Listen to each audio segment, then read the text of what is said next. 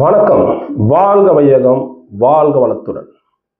அன்பர்களே, உங்கள் விஸ்வக் அஸ்ட்ரோவிஷன் சேனலில் இனி வரும் பதிவுகளில் 27 நட்சத்திரத்தை பற்றி பார்க்க போகிறோம். 27 நட்சத்திரத்துக்கு உண்டான ராசி பலன் அல்ல, பருவகால பலன்கள். பருவகால பலன்கள் என்றால் படிக்கும் அன்பர்கள். ஒரு உதாரணமாக ரோகிணி நட்சத்திரக்காரர்கள். படிப்பு சரியாக வரமாட்டேங்குது, படிப்புல நாட்டம் இல்லை,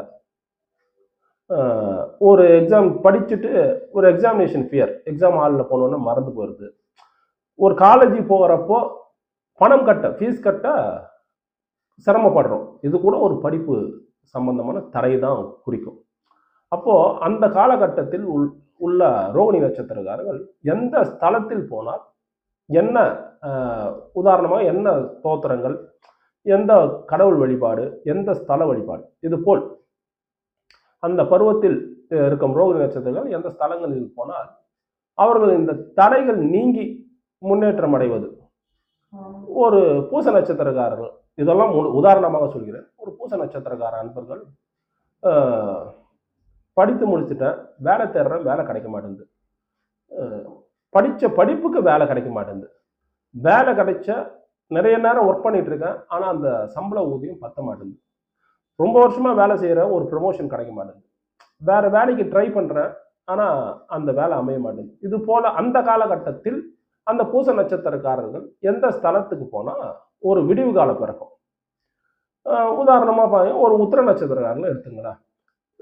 திருமணமாகாம தாமதமாகுது, ஒரு 30 வயது மேல ஆகுது, 33 34 வயசு ஆயிடுச்சு, திருமணம் வரன் பார்த்துட்டு இருக்கோம், அமைய மாட்டேங்குது, திருமண வாழ்க்கையில சிக்கலா இருக்கு. அது போல இருக்கவங்க அந்த காலத்துல எந்த ஸ்தலத்துக்கு அந்த உத்திர நட்சத்திரக்காரங்க போனா ஒரு திருமணம் கைகூடும். ஒரு புரட்டாதி நட்சத்திரக்காரங்கள் திருமணமாகி ஒரு 3 வருஷம் 4 வருஷம் ஆகுது, குழந்தை பிறக்கல, குழந்தை பாக்கியம் தள்ளி போகுது, அதுக்கு உண்டான ட்ரீட்மெண்ட் எடுக்கிறாங்க, அப்பயும் பயன் இல்லை. அது போல காலத்துல அந்த புரட்டாதி நட்சத்திரக்காரங்க எந்த ஸ்தலத்துக்கு போனா அவர்களுக்கு உண்டான ஒரு விடிவு காலம் போகும். அது போல உள்ள பலன்கள், இது பொது பலன்கள்ல அந்த 27 நட்சத்திரக்காரர்களுக்கும் அந்தந்த பருவ காலத்தில் உண்டான பலன்கள், அந்தந்த நேரத்துல எந்த ஸ்தலத்துக்கு போனா அவர்களுக்கு வாழ்க்கையில அந்த விஷயம் தடைகள் நீங்கி ஒரு நல்ல மாற்றம் முன்னேற்றம்லாம் அடையும்ன்றது தான் அந்த பதிவுல வரப்போகுது.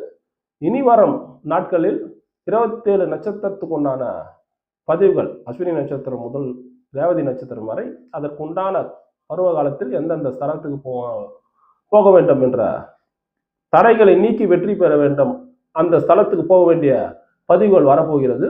ஆனால் பார்த்து அந்தந்த நட்சத்திரக்காரர்கள் பார்த்து பயன்பெற பின்பற்றுங்கள் உங்கள் விஸ்வக் அஸ்ட்ரோவிஷன் சேனலை.